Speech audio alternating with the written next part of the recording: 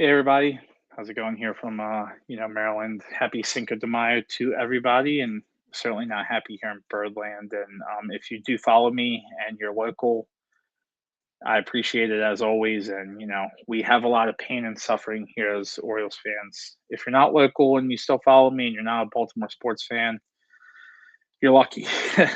Quite frankly. So yeah, just gotta keep it short here on a little work break, but just wanted to kind of go over a couple of things with the Orioles here.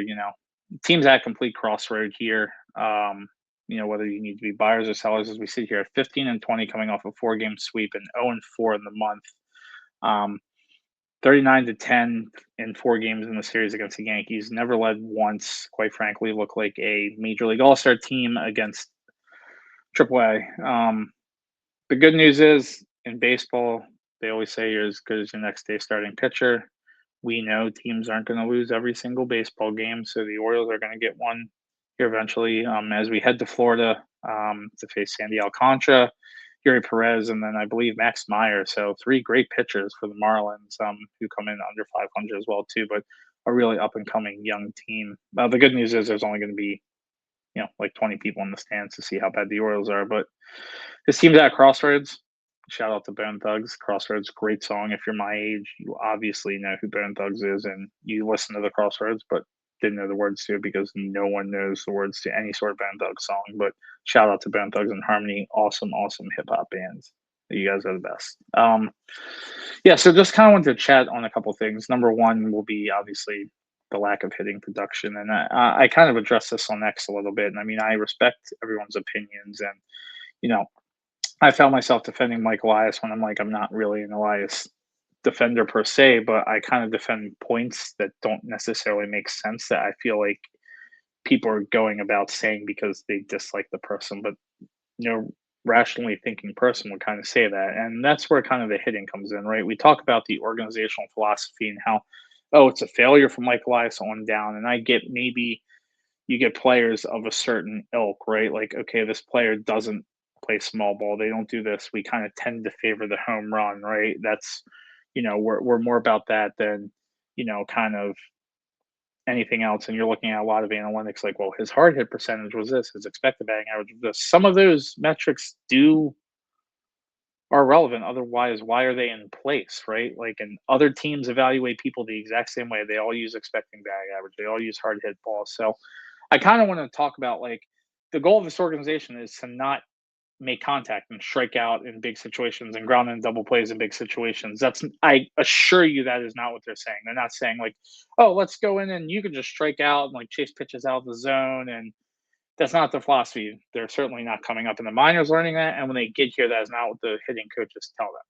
Now, obviously, the Orioles offense has not been good. It's supposed to have been good, and their two best hitters that were supposed to be raking, Pete Alonso and Gunnar, have been less than subpar. I haven't seen Alonso chase as many pitches as Gunnar, and he doesn't seem to be trying to hit as many home runs versus Gunnar. But something needs to happen. And, it is frustrating, and I do understand the organizational ineptitude to an extent where you get guys who have career track records like Pete Alonso, who's been known for great hot starts, his driving and runs in key situations, just even getting runners over. That's what he's been known for his whole career. He's got a track record of it. And then to come here, it's like, are they telling him something different, right? And he did mention something about a lot of data being thrown at him, right? A lot of data. Okay. But these guys are professional hitters. See the ball, hit the ball, right? Like they're going to go over obviously data and things like that. But Ben McDonald's sitting up in the stand saying, okay, well, jump on a fastball for Cam Schlittler. He throws 75% or 68% fastballs, whatever it is.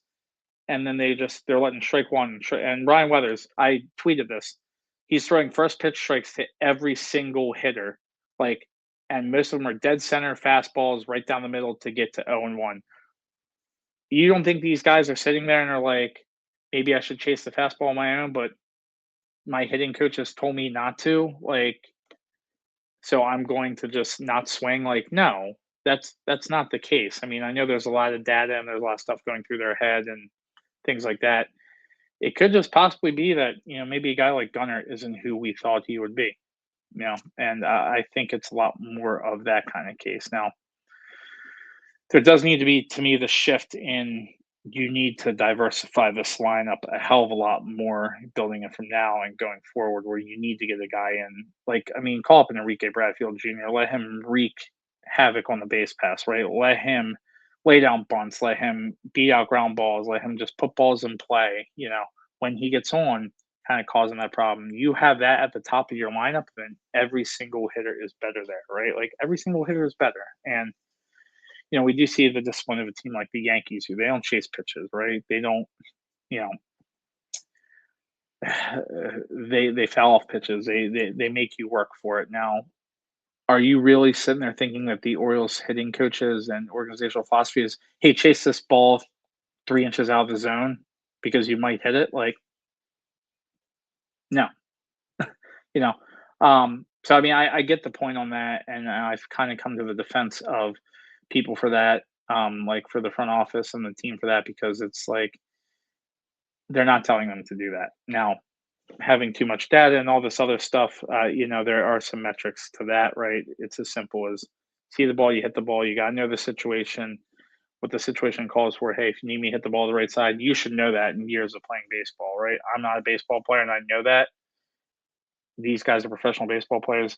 A coach telling them to do something, hey, don't hit the ball the right side. They're not telling you to do that to advance the runner. They're not telling you to strike out with a runner on second and no out so you don't advance them, right? So I think the lineup has kind of been the biggest surprise here. I do think, I mean, we look at the ERA of this pitching staff, which I'll kind of get to a little bit more, and now they, I believe, have now the third worst starter ERA in baseball, and it's been kind of we've seen better starts until the last inning from Boz last night. Better starts from Bassett and Boz, and Brendan Young and Povich getting absolutely shelled.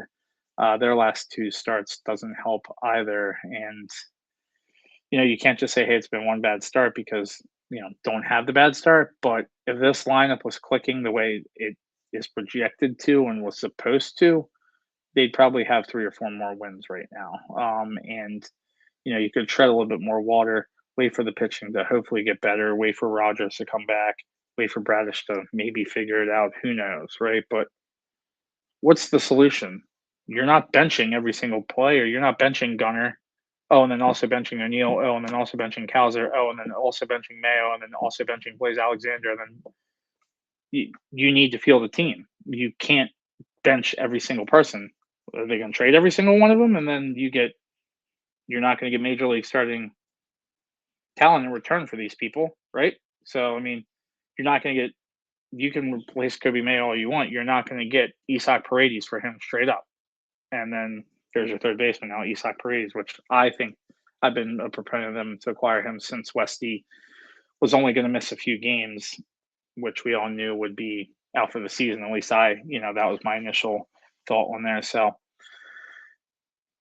that's one with the hitting right there, and it needs to get better. And I think at least a guy like Pete Alonso will get better. He's got a proven track record of doing it. A couple guys that I actually follow a lot on here, the wind up, those guys, huge Mets fans, but really knowledgeable baseball people, were talking about kind of him even getting his own kind of private hitting coach outside of the Mets either last year or 2 years ago, and he had an amazing second half or an amazing, rest of the season since he did that. And you know, it was more so about his chase percentage and his pitch selection, like what does he swing at versus not, and that will get better because he's got a track record of that. So that's one thing that I think will help this offense. And you know, other than that, I mean, we're just going to have to kind of like, this is who these guys are, and I don't really foresee it getting much better unless Gunnar gets better, and that's kind of where I think we're at the crossroads here with this organization now. So the American League is awful. There's 3 teams over 500: the A's, the Rays, and the Yankees. And the Yankees look by far head and shoulders the best team in baseball, as much as it pains me to say that. And the Rays don't look like they're going away anytime soon. So there's 2 spots in the American League already taken, right? The O's do sit a game and a half out of the wild card, fourth in our division, but Toronto hasn't necessarily been world beaters. I think Boston is going to be done for, so they're not a factor. And then you got teams in the West like The A's are in first place in there, and second place in the AL Central. The White Sox have a wild card spot 17 and 18, who the Orioles went in and swept. So, yes, hope is not lost because they're in the wild card. You just have to hope they're going to play better. I think they'll be hanging around, but that's not what we want, right? That's not what we need. We don't want to just be hanging around. That being said, it's baseball, right? We've seen teams make insane runs to go to the World Series. Like, look at the Diamondbacks a couple years ago. Look where they were when they did it. Look at, you know, everybody brings up the 2019 Nationals. Texas collapsed down the stretch 2 years ago when they won the World Series and then got hot again in the playoffs. We've seen the Mets do it 2 years ago, and then we saw the Mets collapse last year. But it's how these teams are built, and kind of what are the signs out there? Are you losing close games, things like that. This team looks a little lifeless right now, and whether it's the vibes and cool, we're all getting along, and there's not that asshole in the room to be like, we need to get our shit together, right? And we need to stop doing the chill or whatever those stupid shows are, and who cares about good vibes and playing, whatever the Golden Eye or whatever it is, like who cares? Clash of the Clans, whatever. Just win baseball games. Like, be pissed off that you're not doing well, right? And so, does that come from the top? Probably. So they're at crossroads right here, and I was having a conversation with a good friend of mine on about if they should trade Gunnar, and I think at this point, that's something that Orioles fans should be more open on, and something that I think this team needs to seriously consider. I mean, Gunnar is your best asset right now. He's a guy who plenty of teams, despite his struggles so far this season, he's got 9 home runs. He's viewed as a top 10 or top 5 shortstop in the game. Like, he's still young. He's the guy that will get you an absolute haul. Like, I would personally take CJ Abrams over him. CJ Abrams has more control. He doesn't chase as much. He's raking. CJ Abrams has a lot more stuff that Gunnar doesn't do well now. When Gunner's right, he's better than CJ Abrams, but Gunnar hasn't been right in a year and a half. So think about a team like the Nats. If they're trading CJ Abrams, would they take a guy like Gunnar, get some fans in the stands? They probably wouldn't do that trade straight up, but that's something where it's like you could get a player kind of like that in return for Gunnar, in addition to other prospects, where you're not getting anything for Mayo, you're not getting anything for Adley. You can flip Pete Alonso. So those are at crossroads, and if you think you're going to need to rebuild, trading Gunnar is the number one piece. And I don't really think anyone should be against it. And we've seen at his worst what he looks like, and it's not good. He doesn't seem to be playing the field. He's trying to hit home runs, like Mike Bordick said. He's having really uncompetitive looking at bats. Not taking the extra base on some stuff, like we saw him. Like, someone should replay that play against the Rays a couple years ago where Arozarena threw it in, and they kind of like lollygagged it and lobbed it in, and lobbed it to third, and Gunnar beat the throw. Like, it was a triple that basically should have been a double. It was to shallow left field. I mean, that's the Gunnar that, when he's on his game, that you get, and that you would never trade, and that you would sign to $500 million. So the conversation needs to be had, and I mean, it needs to be had quickly. Like, give it a couple more weeks, and if this team is less than 5 games out, you might have to start selling. So right now, I will say, given the fact that the AL is so bad, we've seen this team look like dog shit, right? They don't have a win against a team from winning record. Um, now that Twin series, but you're playing the Marlins right now. Maybe you get back on track. And then you got to see how that series against the A's and the Yankees go. The 7 or 6 games against them at home. If you're competitive on those, get a split, maybe even take the series. Just don't look like you did. Okay, maybe that's a sign of life, right? It is. I know we joke. It's everyone's gonna like say, "Oh, it's early and they're struggling," but you can't say that's early, but because all the games count. Yes, they all count.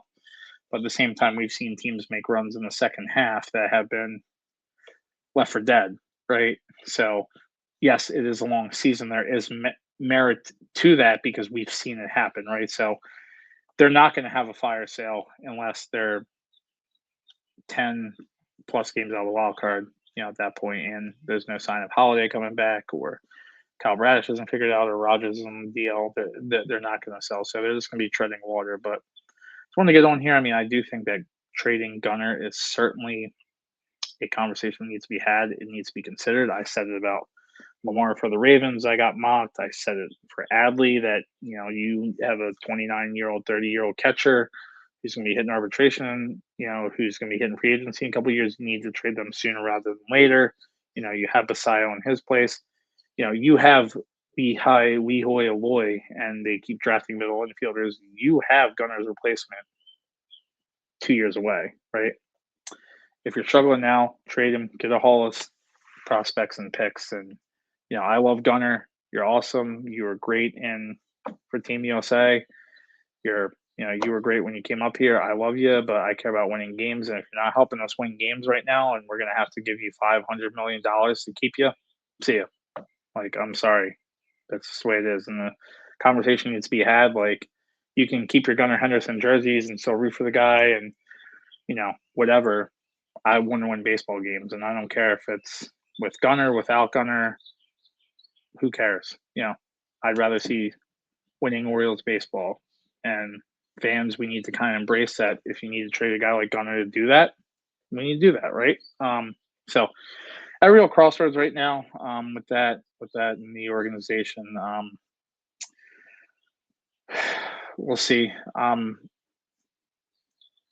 Not confident in this team. I'm not saying that they're dead, given the fact that the AL is awful. And if we say, hey, it's not early for us, this is who they are, well, then this is who the other AL teams are too, right? It can't be both ways. You can't say, well, this is who the Orioles are, but it's still early. Like maybe the White Sox will get better. Maybe these teams will get better. It's like either this is who all these teams are, including the Orioles, or all these teams could get better, including the Orioles. So we'll see. I do think a move really needs to get made, especially on the offensive side, like ASAP. I mean, whatever you need to do to get Isaac Paredes or some sort of corner infielder that can hit. And I mentioned something about Christian Walker. I know he plays first base and DHs. I don't care. The guy rakes, right? Like, are we really going to turn down someone with a DH spot that is hitting? No. Like, I don't care. Make room for him. Have him play. Your defense is going to be bad anyway. Have him play in the outfield. Who cares? Or have him play wherever. Who cares? Right? Like, we need hits. We need people that are hitting. So, yeah. So, I mean, that's it. Hopefully that if I have this conversation 3 months from now or 3 weeks from now, if the bottom's falling out, I'll be on a completely different tune. But right now, I think they're at crossroads and teeter-tottering. You win 5 of your next 6, 8 of your next 10. Is this team capable of that? Probably not, but we'll see. And might be time for wholesale changes, or maybe they get hot and players that were supposed to be good start producing, and then we're in a good spot. But we'll see. Well, thanks for watching, and go O's, and hopefully we can take 2 on this series.